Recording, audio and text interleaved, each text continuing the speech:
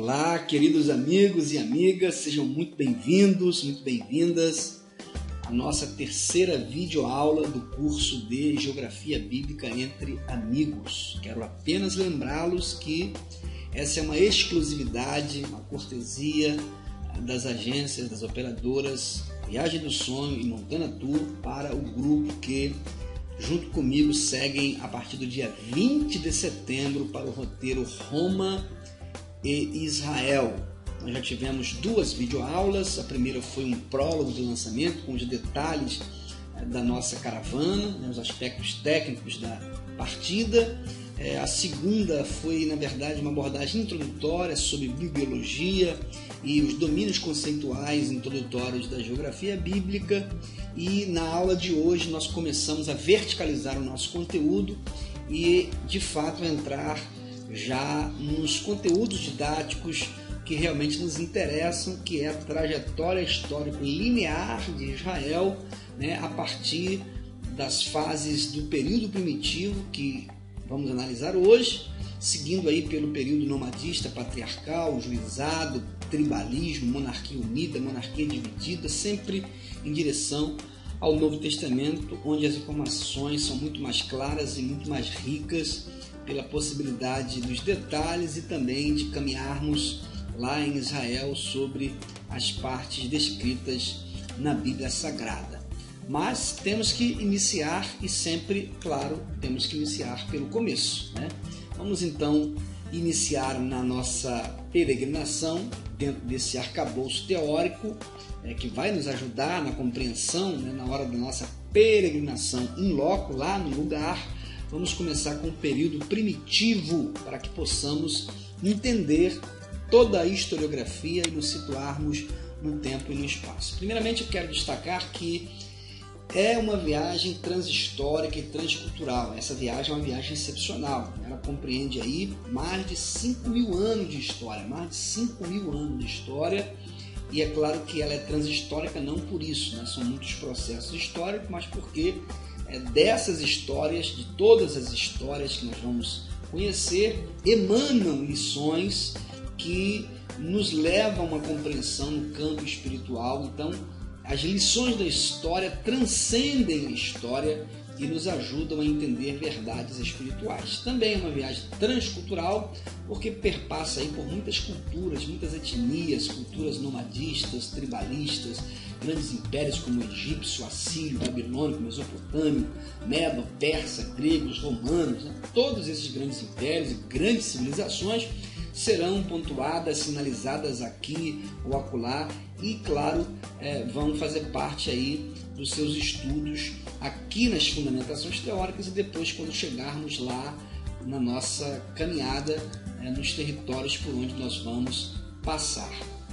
Então, didaticamente, pontuando, nós precisamos entender que o Antigo Testamento apresenta-nos a história de Israel desde 1800 anos antes de Cristo, ou seja, é um tempo bem extenso aí para a nossa compreensão. Então, desde 1800 anos antes de Cristo até a nossa era, nós temos a narrativa bíblica contada historicamente, cronologicamente, e o que nos dá aí muitas lições, muitos ensinos e muitas verdades a serem observadas. Então, essa é a história extraordinária de um pequeno povo, que, do ponto de vista etnográfico, é um povinho minúsculo, tomando emprestado aqui a linguagem do profeta Isaías, o bichinho de Jacó, um povinho que, do ponto de vista étnico, realmente é insignificante, mas que, entendendo, sobretudo, o significado da sua história, percebendo o significado da sua história, fez disso uma motivação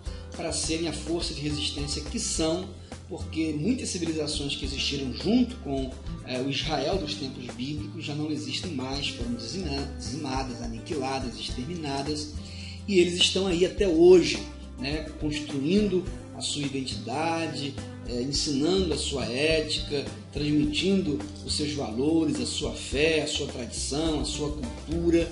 Então esse é um povo realmente magnífico, o povo de Israel. Eu também vou destacar que o pensar, o agir, o viver, o modo de ser de cada nação, diversas etnias no mundo estão condicionadas sempre pelo meio ambiente em que elas estão inseridas. Isso pela geografia, pela cultura, pela mentalidade, pela economia, pela época em si. Então existem muitas coisas que só é possível compreendermos em loco, lá no lugar. Como também aqui no Brasil, tem gente que não entende certos comportamentos culturais, certos hábitos dos brasileiros, né?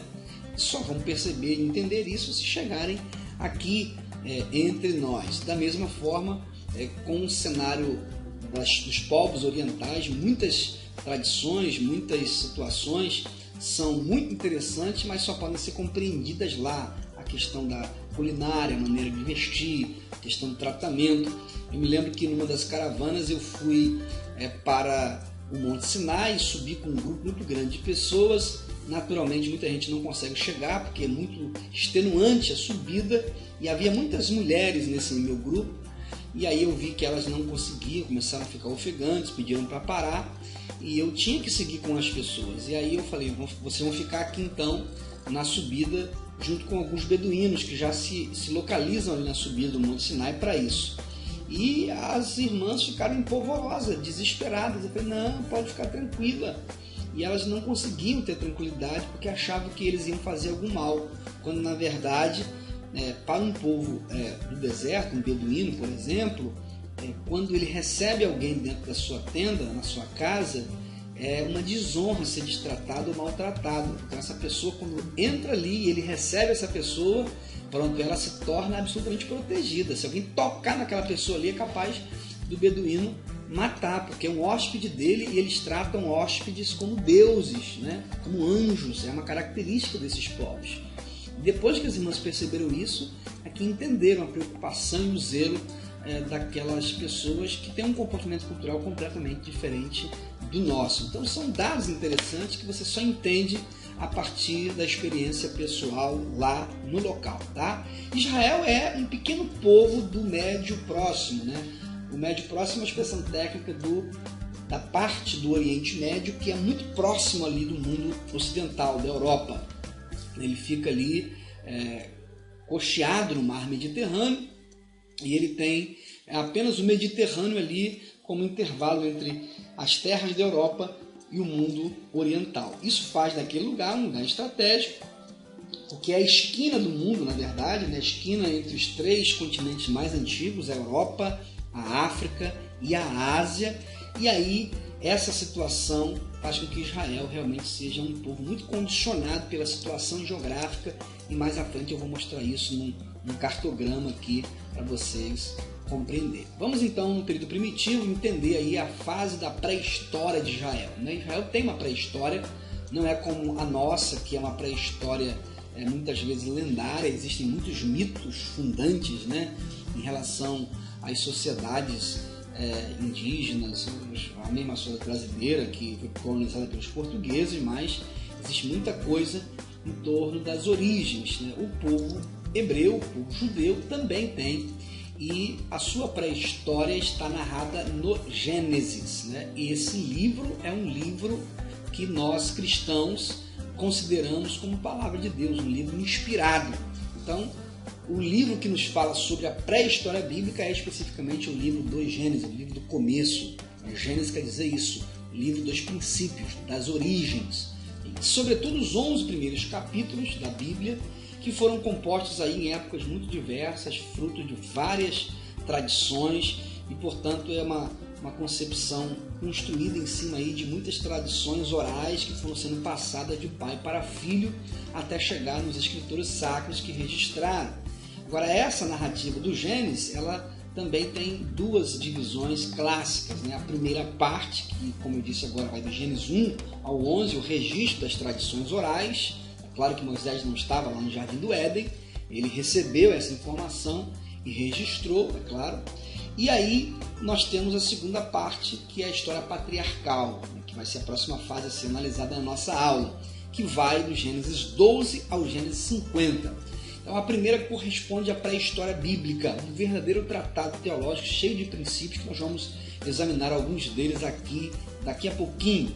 E a segunda parte, a mais historiográfica, com os registros aí de como surgiram os povos lá do Oriente a partir dos patriarcas, principalmente a partir do surgimento de Abraão, a narrativa bíblica. A estrutura da história das origens, né? Do capítulo 1, versículo 1 até o capítulo 11, verso 32, como eu disse, nós temos ali as narrativas, os relatos dos começos.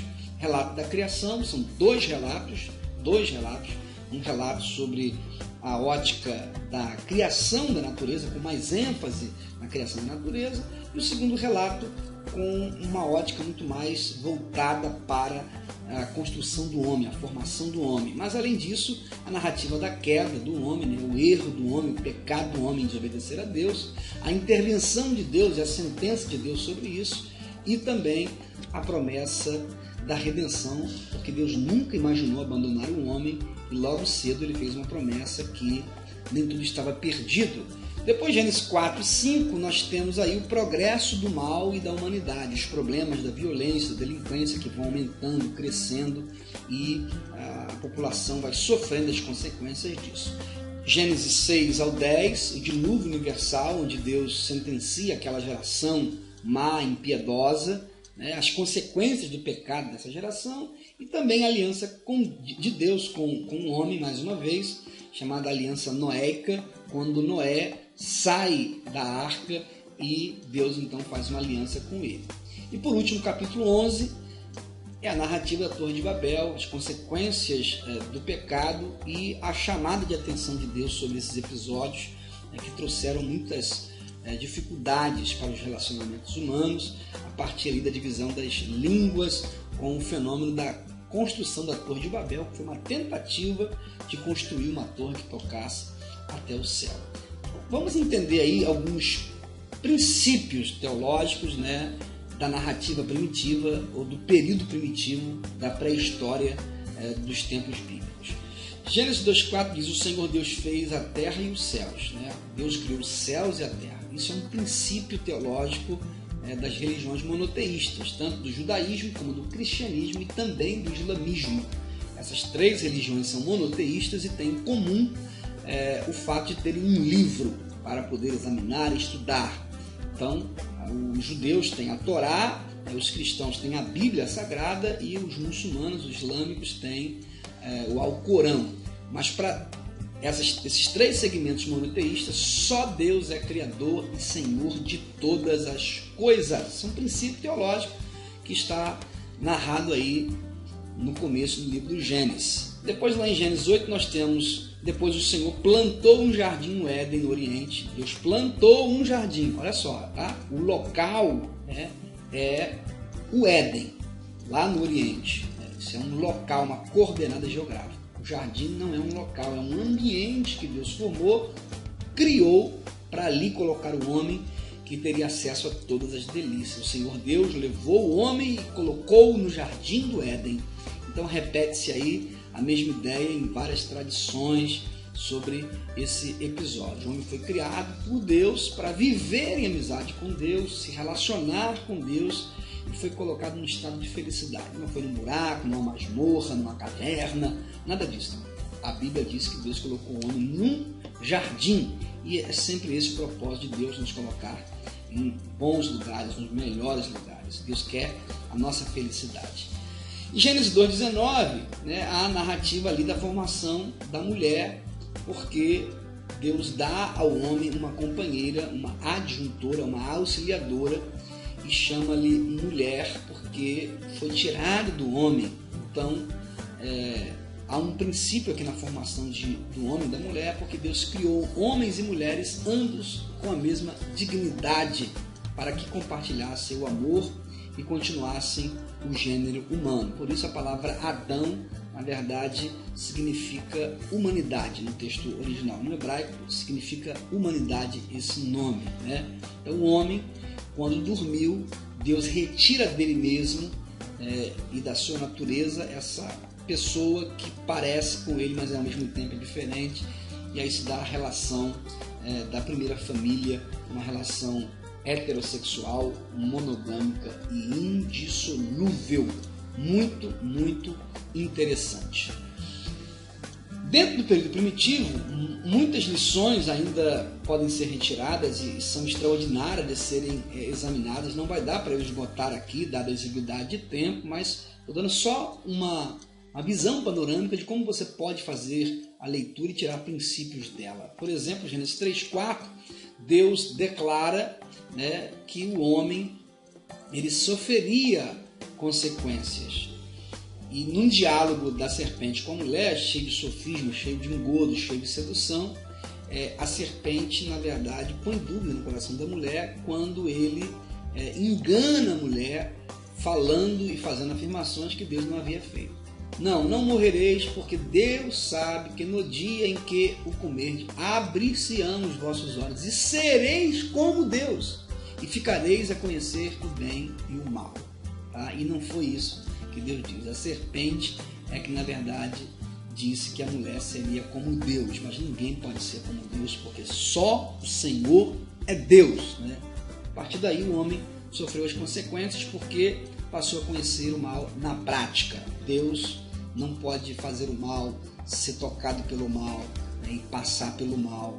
Deus está acima de tudo isso, mas a humanidade hoje sofre as consequências. Hoje o ser humano sente na pele a dor e o sofrimento como consequência da desobediência. Então o homem pecou por soberba, ele quis ser como Deus e aí enfrentou muitas consequências. A primeira delas que a Bíblia mostra é que o homem se deu conta de que ele era pequeno, diminuto, sem a proteção divina. Cozeram folhas de figueira umas às outras e colaram-nas como se fossem cinturas à volta dos rins. Então eles tapam os genitais e a alusão aí é a fecundidade e aos cultos cananeus da serpente da época.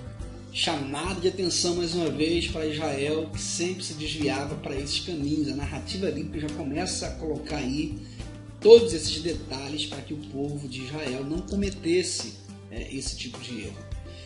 Por exemplo, Gênesis 3:9, quando Deus pergunta onde estás, é Deus em busca do homem. A religião é o homem em busca de Deus. A palavra religião vem ao significado de religação, né? Religar, religare, o homem buscando Deus.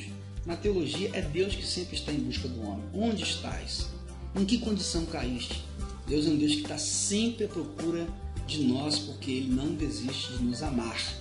Gênesis 3:23, o Senhor Deus expulsou o homem, o primeiro casal, do jardim do Éden, e aí ao primeiro pecado seguiram-se outros pecados da humanidade e o mal alastrou-se, e a gente sabe também quais foram as consequências. No primeiro fatricídio, Caim lançou-se sobre seu irmão e o matou. Deus pergunta para Caim: Caim, por que decaíste o teu semblante? O que houve? O que está acontecendo? Porventura, se agires bem, não há de se levantar o teu semblante? Sobre ti será o teu desejo, mas sobre ele tu deves dominar. E Caim não conseguiu dominar essa força, né, do mal, pecaminosa, que levou ele a praticar o primeiro fatricídio, né, a morte de um irmão. O mal se alastrou e a partir daí a narrativa bíblica mostra como a humanidade foi perdendo qualidade de vida. Ao todo, a vida de Enos foi de 905 anos, depois morreu. Aí Gênesis 5:14. Ao todo, a vida de Quenã foi de 910 anos e morreu. Gênesis 5:31. Ao todo, a vida de Lameque foram 777 anos, depois morreu. Você percebe que vai havendo o quê? Uma redução aí na existência, nos anos de vida da população, e essa descrição então mostra como a humanidade vai perdendo qualidade de vida. A idade dos patriarcas começa a diminuir para ilustrar que o mal estava avançando no mundo. Em Gênesis 6:5, o Senhor reconheceu que a maldade dos homens era grande na terra, e aí, né, nós sabemos o que aconteceu, houve um dilúvio. O dilúvio é o culminar da maldade que transborda, e aí sempre virá uma sentença de juízo divino sobre o mal. Não pense que o mal ele vai vencer, porque não vai. Deus é o controlador, o Senhor da história. No fim, no final, se ainda não te contaram, Deus prevalece, Ele é o Senhor. E aí, Gênesis 11, né, nós temos a narrativa ali da construção da Torre de Babel, uma tentativa imperialista de concentrar tudo, de ser uma nação superpoderosa, de ter um imperador controlador de todas as coisas. e Deus então resolve dar um fim, um basta. Vamos, pois, descer e confundir de tal modo a linguagem deles que não conseguem compreender-se uns aos outros. Então, as cidades aí são o berço do mal, a diversidade de línguas é também vista como um mal, né? Há divisão, desentendimento. Por quê? Porque há uma vontade aí humana de sobrepujar, de prevalecer, de dominar, de controlar, de ser superior e de ser Deus. Mas ninguém pode ser Deus, como já disse, só o Senhor é Deus.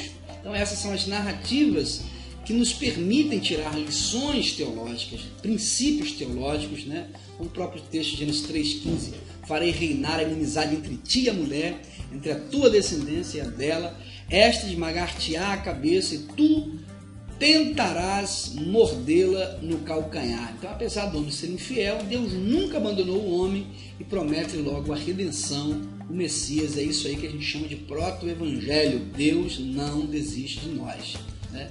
Gênesis 9:9, Deus declara: vou estabelecer a minha aliança convosco. Deus faz uma aliança com a descendência futura de Noé e estabelece então uma aliança cósmica, dizendo que não vai derrotar mais a terra dessa maneira. Entre ele e o homem há uma aliança de misericórdia para com a descendência de Noé. Então, apesar de o homem ser infiel a Deus, Deus sempre quer o bem do homem. Apesar do homem ser infiel e de querer ser como Deus, Deus nunca abandona o homem. Se somos infiéis, Deus permanece fiel. Então essa é a abordagem inicial aí do Gênesis, os capítulos iniciais que a gente chama de pré-história, que são o pano de fundo para descrever a ligação de Abraão lá com esses patriarcas iniciais, na linhagem piedosa, a linhagem de Noé.